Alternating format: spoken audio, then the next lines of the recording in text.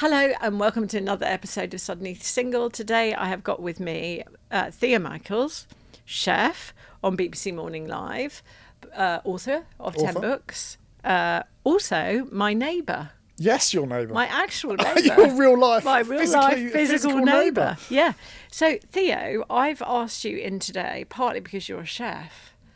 And as well as to talk about relationships, because this episode is going out just before New Year. But what do we all do at New Year? We all decide that we want to shape up, don't we? Give up the booze, I thought you were going to say we all snogged the wrong person when the final whistle bells. I don't know what you're doing. Well, not that now. Just want to get out of here. Many people find it hard to cook for themselves because obviously this show is called Suddenly Single. Which is why I started it in the first place, because for the 8th time I was single again. And I'm a really, really bad cook. Do you think in a relationship one of you needs to be good at this? Yeah, I do. I really think it keeps people together. Yeah, I mean, so Anna and myself, we've got a lovely sort of equilibrium in the kitchen, which is I enjoy cooking, and she enjoys eating. And I get pleasure from cooking and pleasure from seeing people enjoy the food, and she enjoys my food. And so that single thread has remained constant in our, 20 years of being together. See, I think there's something in that because my sister has been married for 30 years and he is a great cook. And whenever she is scratchy, he cooks dinner and everyone forgets about it. Now, I've always said to people that like a packet of crisps and a bottle of wine very classy, until my latest relationship. And he is an amazing cook. And when I'm scratchy, which is a lot of the time, I dare to believe it. He just cooks and everything's fine after we've eaten.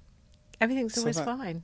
Well, that's amazing, isn't it? I think it works. It does work. I think if you're a good cook, I think there's a natural. I think chefs are sort of not notorious is the wrong word for it, but I think it's fairly standard that we all get pleasure from making great food, right? Yeah. But it's not the process of the cooking isn't what it's about. It's about seeing someone enjoy what you've done. And I think anyone who's in the creative world, whether you're a singer, an artist, a sculpture, anything that you do that's creative, you always put a bit of your heart out there. It's a personal, it's an intimate thing. And when you make something that's intimate and you give it to someone, you put a little bit of your heart on that plate. Oh. And if they don't like it, it feels like they've stamped on your heart, they've trampled on it. It's heartbreaking. But if they enjoy it, there's such a fulfillment that you get as well. And that's why I love, as a profession, I love cooking, because there's nothing that pleases you more than to create something and see people get enjoyment from it. And you think, in a very small part of their life, you've just put a few drops of pleasure in it. And that's a nice thing. It is a very nice thing. And one thing I know you're quite a specialist at is you don't believe it costs a lot of money to eat well. You've done quite a few books. What's the one that's coming out in January? So in January, we've got the Kitchen Cupboard Chef. Right. And that's all about, so it's actually a reissue of an older book I did years ago called Canned. So it's got this beautiful sort of Andy Warhol-esque type cover to it, a slightly different format, but it's all about championing store cupboard ingredients, using canned goods, jars, using a lot of those store cupboard items. Not exclusively, there's still a bit of fresh produce and stuff in there, but it's about capitalising on a lot of those ingredients. And it's funny, so when I first did the book, I did a load of research, and around Europe, canned ingredients are revered. Like, especially in Spain, for instance, beautiful canned anchovies, or in Italy, incredibly ripe tomatoes that are canned at the point of being perfect, and they're celebrated. Whereas in the UK, there was this sort of general consensus of, I think people basically imagine like wartime rations. So you say canned, and they go like, what, spam? Like, oh my God, I can't think of anything worse. And it's like, well, no, it's not just spam. And so it was quite interesting, sort of getting a lay of the land, like the psychology of different nations around canned food. Because your family is Greek Cypriot, aren't they? Yes. So cookery has always been quite big for you. And you lived in America for a while, didn't you, as a kid? Yeah. So the whole family, so I'm full Greek blood, but British born and bred. So the accent always gives it away. And yeah, like it's not the food within the sort of Greek culture, and a lot of ethnic cultures actually, is it's just part of the DNA. It's not, oh, I had an epiphany and I wanted to cook. It's like, it's just from the moment you're born, it's part of life, and it's a big part of life. But yeah, we also lived out in the States for, I think it was about 5 years in total. So, but for people like me who are absolutely rubbish at cooking, you are very kind. I mean, you did one of my daughter's birthday parties, which was lovely. You bring me sloe gin every Christmas, which is much appreciated. But over and above that, what would you say for people like me? If you're solo, because I'll be honest with you, the reason that I often have a glass of wine and a packet of crisps at night is because I can't be bothered. Cooking for one is quite difficult. Well, do you know, I don't think cooking for one isn't difficult. If you, there's a couple of things to it. Number one, just cook the quantity you want to make and freeze it, stick it in the fridge, have it for lunch. So don't think about, I'm only doing a meal for one, and so all the sizes and the portions are all too small. Just cook for what you want, and any leftovers, just stick them in the fridge or stick them in the freezer for lunch or another day, and that eliminates the issue of sort of portion size or cooking for one. But also, I think it probably helps being from a Mediterranean background, because food isn't complicated for us. You can use like 3 or 4 ingredients and just make something that tastes lovely and delicious. In fact, I remember I did a dish as part of our stuff with Best magazine. I think it was like a lemon courgette pasta or something. And I remember you messaged me and you went, yes. I made it for months. That's how good it was. It had 4 ingredients. It was a courgette, it was some pasta, it was some lemon juice and parmesan. I think that was it, wasn't it? I think that was it. And then there was a deficit of courgettes in our hometown. Every time I went out, I was like, there's no courgettes in the supermarket. It was like, Siobhan was here. I was like, she's doing the dish again. Yeah, actually, you can do good meals. So if you've got a busy day, what would be the best meal that you would cook for you and the kids and Anna? Because you've got 3 children now, haven't you? Yes, we have spawned 3. The manufacturing plant is closed. There will be no more children. We bought a TV, so it's not happening. But 16...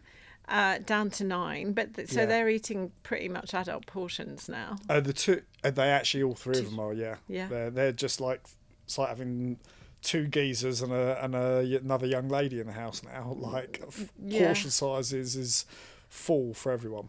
But yeah, I think if we're doing speedy dinners, something, and it is like, everyone's life is hectic. I think as generations have moved on, we're not in the world, are we, where the guy goes to work and there's a lovely partner that's looking after the home front all day. Like, everyone's working, kids got busy lives. So we are, during the week, we do cook quick stuff. But actually, I think things like stir-fried rice is like a 5-minute dish. And you literally use a packet of the pre-cooked rice, costs like 80p in the shops.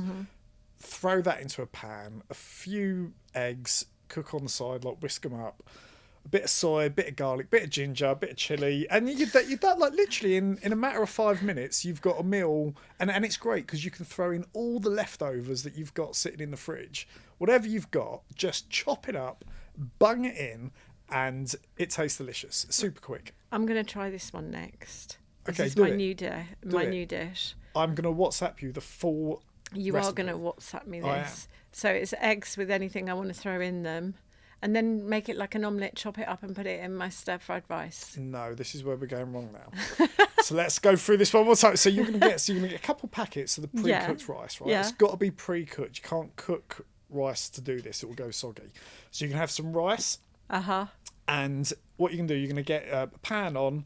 You're going to throw in a few eggs. Just whisk them up so they look a bit scrambled. Okay. And a bit cooked.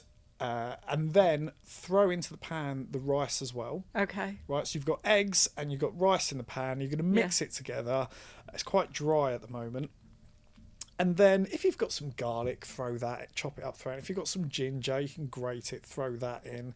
Any other veg you've got in the fridge, the secret is just dice it up, all like 1 centimetre square pieces, small bits. Just chop it up. It doesn't matter if they're the same size. Throw it all into the pan. So it's about a hard lemon. a hard lemon. Is there such a thing as a soft lemon? I don't know why we're giving a comparison here of the hard. Well, you know when the skin goes really hard, like it's literally right, dead. they're dried lemons. Yeah. You've obviously had them for months, Yeah, haven't you? yeah, No, yeah. leave them alone. Slice them and put them in a gin and tonic. There's no room no for a hard value. lemon No. in your stir-fried rice. And Okay. then the secret ingredient to it will be some dark soy sauce. Not the light stuff. Look for dark. The Viscosity dark is sauce. I different. might actually have that in my cupboard. If you haven't, just pop over mine. I can lend you some. Okay, all right, okay. Tablespoon of that. Mix it round. Salt and pepper. Job done. Okay. 5 minutes. Right. So this podcast is actually called Suddenly Single. So I was nervous. Well, you were a little bit nervous. When you said to me, well, come on to the podcast. Did you it's think called- Anna had left you and I was to tell you I was today? like, has Siobhan and Anna been talking? Are they preparing me for a life of singledom? Like, is there something I'm going to find? I thought it might be like a Jeremy Vine Sunday show and go, and Tonight, here Theo. are your divorce papers. No. Okay. No, we haven't had that sort of a chat. Great. You met each other at uni, didn't Yes, you? yeah. You did. And when did you have your first girlfriend? Because that's quite a long time to have been with someone. Did you have any girlfriends before the lovely Anna? I did. I mean, we don't talk about them, but there was a couple of girlfriends at university before. Yeah. So I met. Yeah. So Anna was a year below me at university, Right. but she was a couple of years older than me. So she took a year out. I think she used to work for BA. Okay. And I'd finished university. And I used to go back the year after just to visit friends and party a bit. And then I met Anna then. So I'd already had sort of 3-4 years at uni, not with Anna. And we didn't really, for some reason, cross paths during that period. So I had a couple of, I'd say, like proper girlfriends Okay. during that period. Yeah. And then pre-university, I mean, I don't know. I was just a young lad trying to get lucky, I guess, and failed most of the time. Bless you. I don't believe that. So because you met Anna so young, you never went into the world of apps, did you? Oh, I know, and I'm so gutted about it. Honestly, I just think these kids don't know how lucky they've got it. Like the days. No, Theo, you've got this one totally No, wrong. I totally don't. Like You the do, days. you do. I've said to Anna before, can we just have like a 2-month sabbatical? I just want to give it a go. Right? That's been a big hard no, by the way. But I just think sure like, it was. the kids don't know how lucky they've got it. Like in our day, if you wanted to like, you know, chat someone up, Yeah. you'd have to go out to the pubs, you'd go to the clubs, you'd be with mate, you'd see someone across the bar, you'd muster up the courage to sort of walk on over, be like, hey Julie would turn her back, her friends would laugh, you'd walk back to your mates, everyone would have a giggle, and that was the trauma of going out. But the ones that said yes, at least you know that you fancied them before you took their number. You knew on the surface, promise you didn't. You knew it was like there would be a physical attraction. Yes. Yeah. And physical attraction is an unquantifiable thing.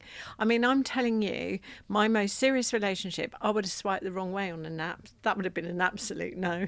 Really? Absolutely. It was, I walked into the room, the personality, the charisma of this person was why I was intrigued. It was not their looks at all. It was never their looks. So your most recent beau, Yeah. this was an old-fashioned meeting. This was like in the physical world.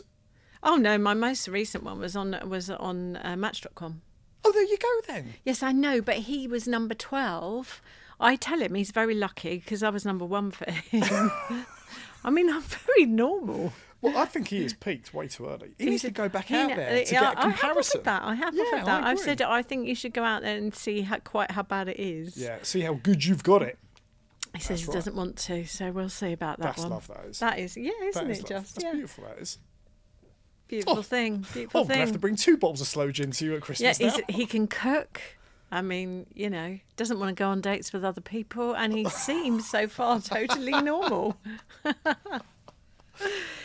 So it's all new terminology, isn't it? The dating thing. So Yes. I was chatting to a younger person recently, and they were like, "Oh, when they don't date, they like talk, and there's like a specific like sequence of events that you go from like talking, which I think means you're sort of maybe dating, but not exclusive." See, now this is a really interesting thing that I learned on an app, right?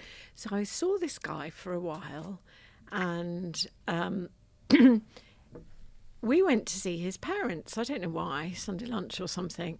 And it became very clear during this lunch that he'd taken someone else there a couple of weeks before. So I said to him on the way back, I said, Are you seeing someone else? And he said, well, we never said we were exclusive. And I just went, well, how old are you?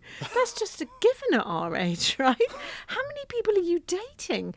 And he went, oh, no, you have to just say if you're exclusive with someone. To me, this is ridiculous. You're either seeing someone or you're not. I agree. Like that. I don't understand it.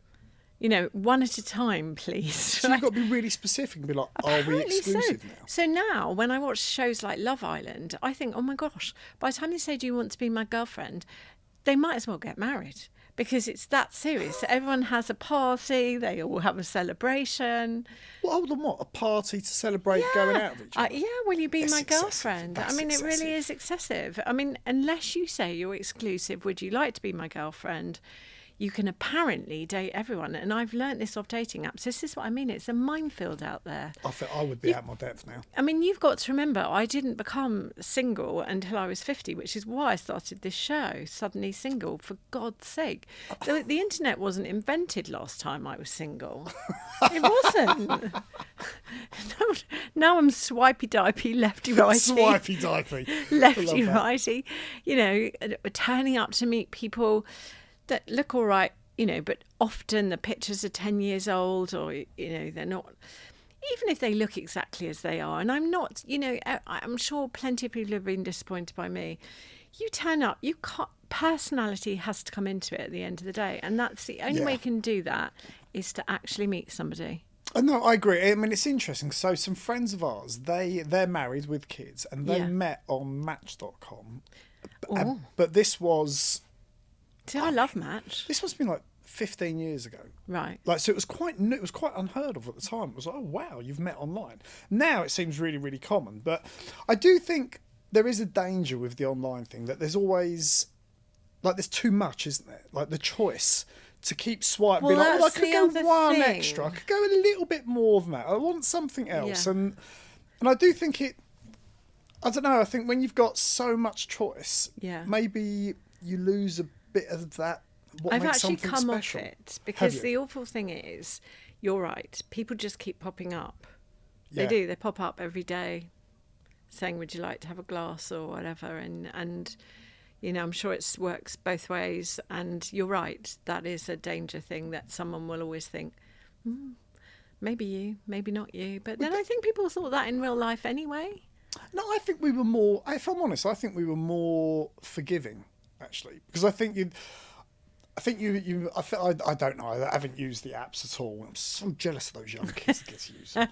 But I always sort of wondered, like, are you looking for perfection? Do you know what I mean? You can always sort of look for that extra thing. Whereas I think if you've met someone in a traditional way or you formed a bond, it's like perfection doesn't actually exist.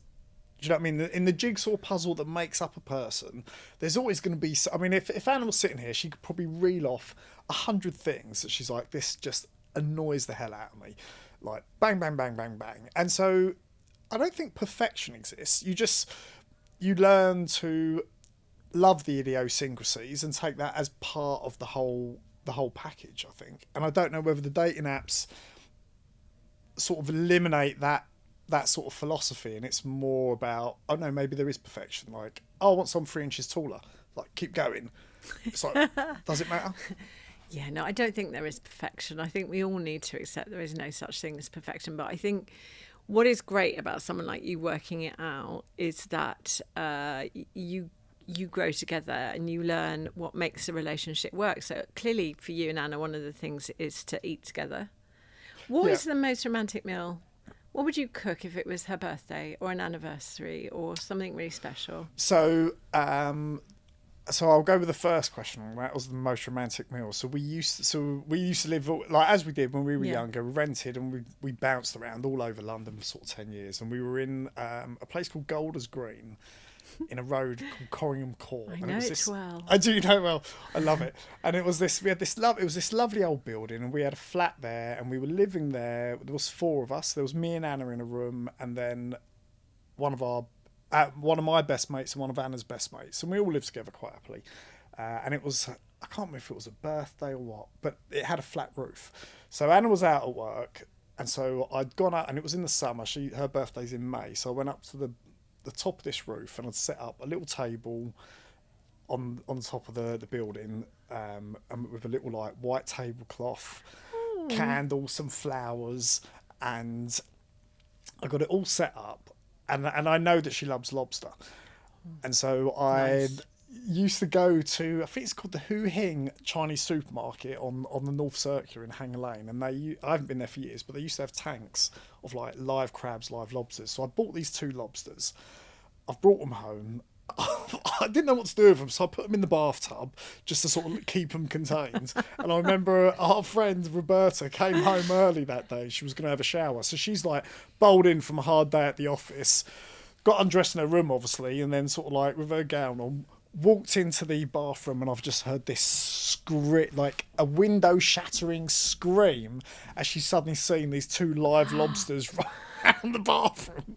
But long story short, so I've cooked these lobsters, and I got it all set up, put it up there. So when Anna came in, I went, "Oh, I've done your dinner." She went, "Oh, lovely, what are we having?" I went, "Oh, come with me." And so we went up the fire escape, and there at the top of the building was a lovely like table for 2, white tablecloth, 2 lobsters, and lovely butter garlic dressing on the side. And the rest is history. And the rest is history. So how did you get engaged?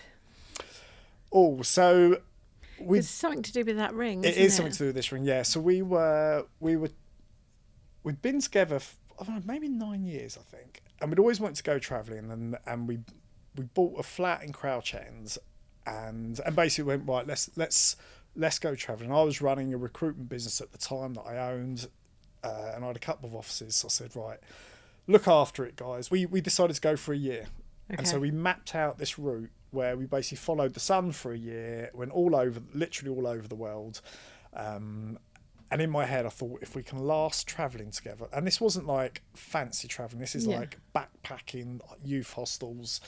And so we find ourselves towards the end of the trip in India, and we're in Kerala, and we're on this like rice boat. And so it was just me, Anna, we got a captain, and we got a chef, and you sort of poodle down these most beautiful sort of like rivers and canals through the sort of the tropics of India. But I know Anna's quite particular, right? So like, if I buy something, I'm like 99% sure she won't like it. So I thought, I can't buy her an engagement ring because she's not going to have any of that. I'll get the wrong thing. So on the build up to this trip, I thought, I'm going to propose. So I phoned her dad while I was in India. I went, like, can I have your daughter's hand in marriage? And he was like, about time. I went, great. And then I saw there was a place that sold this ring with a matching pendant. And I think living in America, like, I'd always liked these turquoise type, pardon me, jewelry. And so I saw they had a matching set, this ring and this lovely pendant, and I thought, perfect. So I picked up those. We were cruising down this sort of river. It was in the evening. We just had dinner, and I sort of popped out this pendant, asked Anna to marry me. I think she laughed, said, "I'll stop it." And then eventually I was like, no, genuinely, will you marry me? And she was like, "Oh, all right then." She thought it was a joke. I think she thought it was a joke. And then that was it. The rest was history. It was like, done. And then when we got back, she we chose picked her own ring. Picked her own ring, got something she liked, and that was it. Oh, bless her. Right, I am going to ask you to play a game with me. It's called the Suddenly Single Honesty Box of God. Truth. Yeah, I'm coming up. What's your perspective on exes remaining friends? Don't agree with it. No, do you know what? This is really funny. I've had this conversation with Carl, who's in the room today. Why are gay men so great at remaining friends with their exes? And why are straight people so hopeless at remaining friends with their exes? Because actually, if you think about it, somebody was your best friend for whether it was 7 years, 17 years, whatever it was, and now you don't want to speak to them ever again for the rest of your life. No, see, I don't think it's you never want to speak to them ever again for the rest of life. I think the caveat to this is we've got a few friends that are divorced and they've got kids between them. And they've got these incredible relationships with their exes where they might go on holidays as a group together. They're still really friendly. So there is the outliers that I think managed to make this incredible ex relationship thing work really well. But I think 9 times out of 10, for me, the belief is I reckon one of them still wants to be with the other. And I think that changes the dynamics. That adds a little sort of injection of subtext to the relationship, which is why, I don't know. I mean, I think if I was, like, if me and Anna had got together, so say me and Anna had met now and we were in love, and she's like, this is my ex, and we've got a couple of kids. I was like, of course, there's a relationship there that's going to go on forever because you've got this anchor. It has to. And I get that. If it's like, oh, this is my ex, we were together for 8 years, we're not anymore, but we're just like hanging out together with each other, I feel like I'm not up for that. I feel like we need to draw a line under the ex hanging out thing. I think that depends on how long you've been separated, because Danny's dad and I have been divorced for 25 years. We threw a party for her the other night. He came over from Australia and his wife didn't come.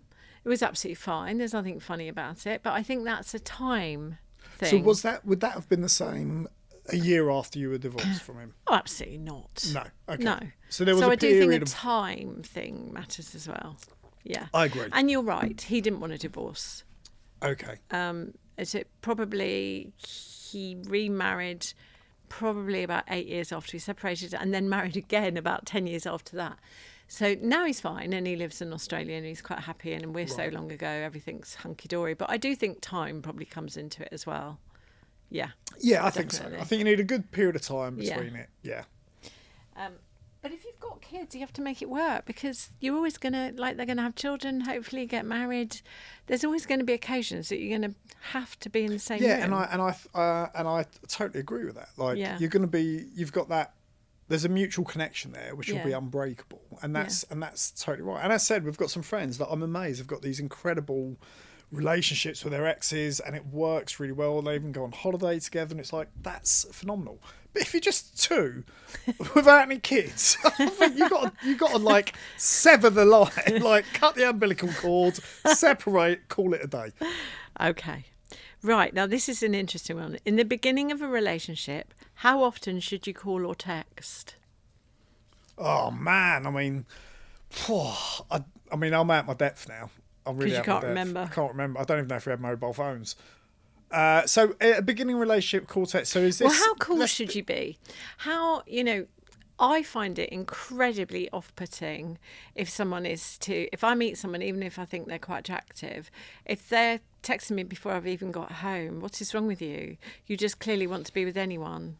Oh no, I don't. I think that's not a good perception, because they might just they might be instantly. They might have fallen in love with you immediately and be like, "Has she got home okay? Has she got home okay? I need to know."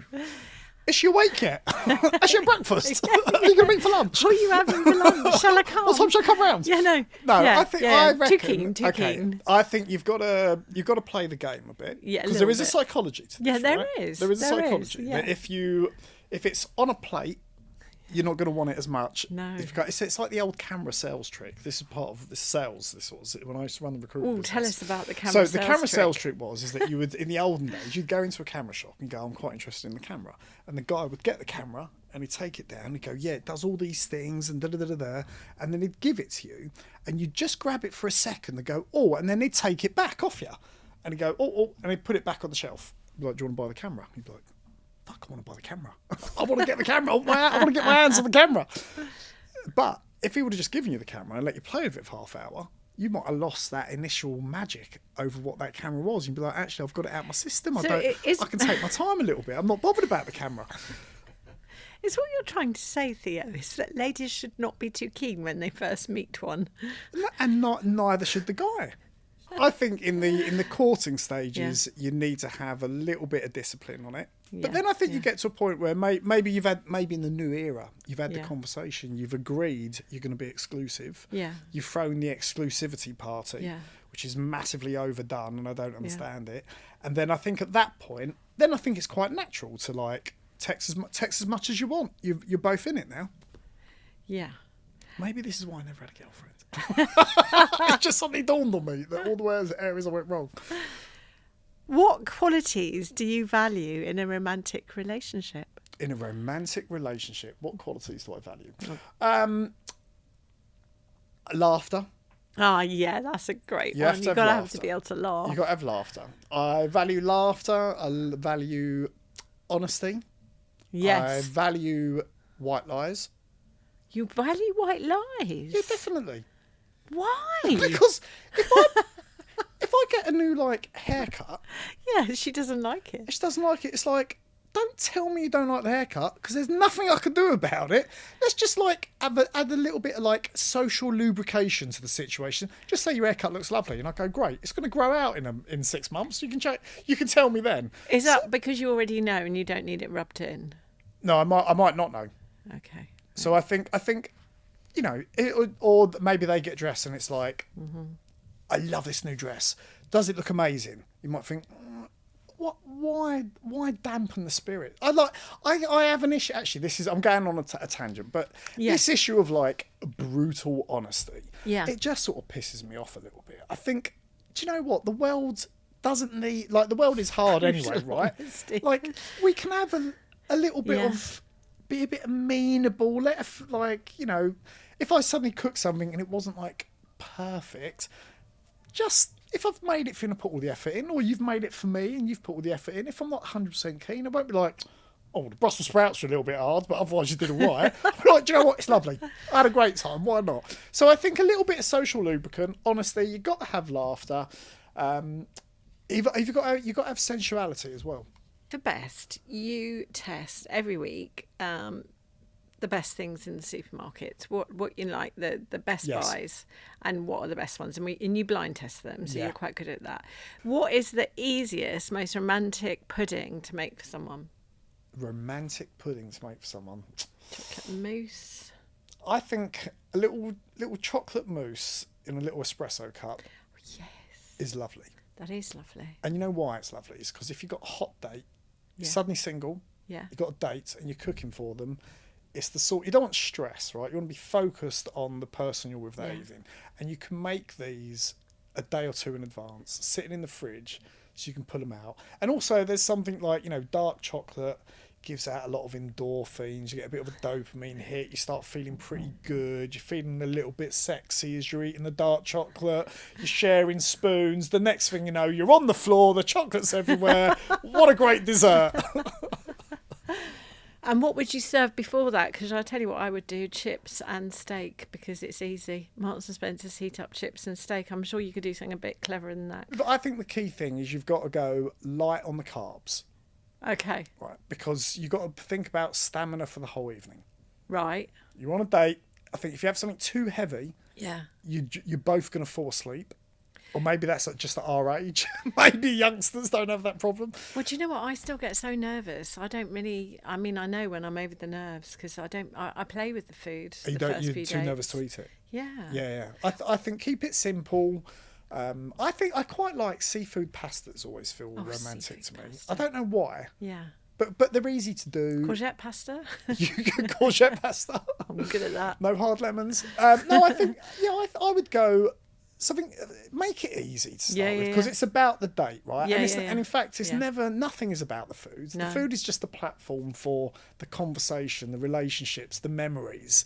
It's just the conveyor belt that facilitates that. So on a date, I think, you know what, if you're really happy with making steak and chips, make yourself a steak and chips, and I'm sure they'll be overjoyed to be sharing that with you. Before I ask you the last question that I can see in the box, what have you done to your finger, by the way? Oh my God! I've been trying to cover it up. What, with black? It's a little bit obvious. I know. Well, it was either that or this, the bandit. Basically, I was standing in the kitchen the other day, and the kid said something, just noise, and I got distracted, and I basically chopped the end of my finger off. Oh. Properly. There's a bit of it on the chopping board. Did they put it back on? No, I was like, that's going in the bin. But I think I've got a quite high tolerance to pain, actually. So if this happened, and I was like, holding it together to stop it bleeding, I was like, Anna, could you just come here for a second? Actually, oh my God. So we've put a bandage on it, and we've got a friend of ours, Claire, and Rachel, who are based in the medical world, and they're like our private healthcare system, so we always phone them. So Anna's on the phone to her, working out, do I need to go to A&E? And so I've got my hand raised like this, And like a typical martyr dad, I'm like, I need to finish. I was making a pad thai. I was like, I need to finish the pad thai. So I've got my hand up. I've gone back to the chopping boards, clean knife. You're still making a pad And I'm chopping this like pepper like this. My youngest Eva walks in. She's like, what you got to ask, Dad? What's the question? And I was like, what are you talking about? And I was like, oh right, funny. The arms up in the air. I got it.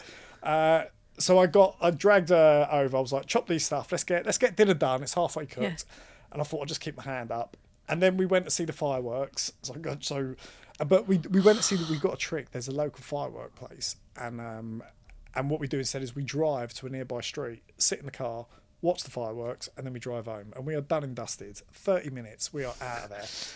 And so we drive home, we sit there, we watch an episode on TV, and I'm like, do you know what? I really feel like I need to go to A&E. So I drove myself to A&E, and they were brilliant, really fast.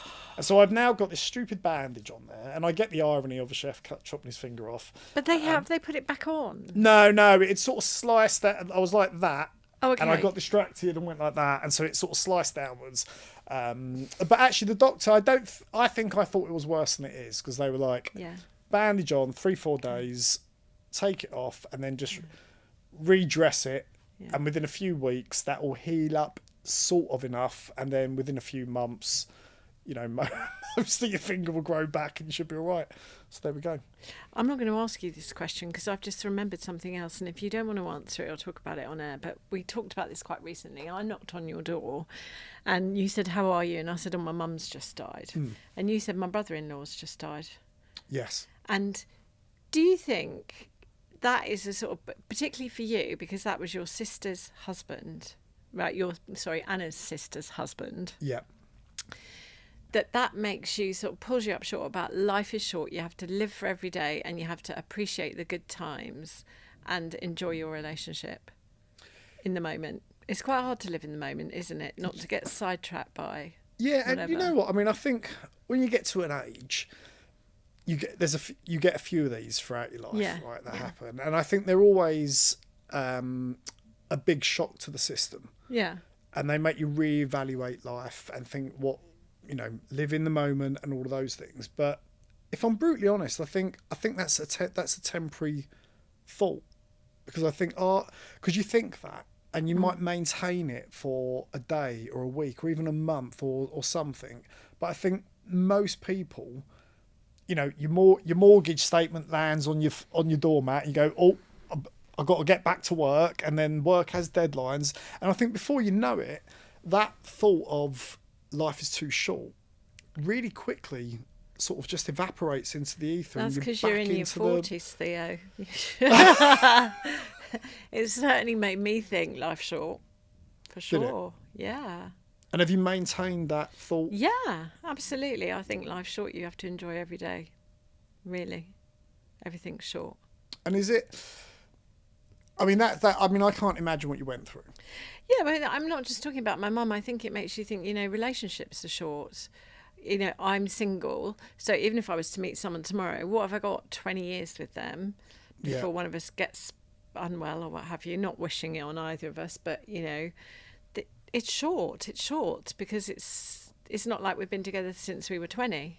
And actually, do you know what? I think interesting saying that is, I think you get those moments when someone dies that's close to you, and that sort of kickstarts the thought process. But actually, I think you're right. I think it's age. Yeah. Because I'll be 50 next year, and I've already, so I was thinking, well, 50 next year. So, if I get to say I'm good at 70, that's only 20 summers. Like 20 summers doesn't feel like a lot to me. 20 Christmases. 20 Christmases.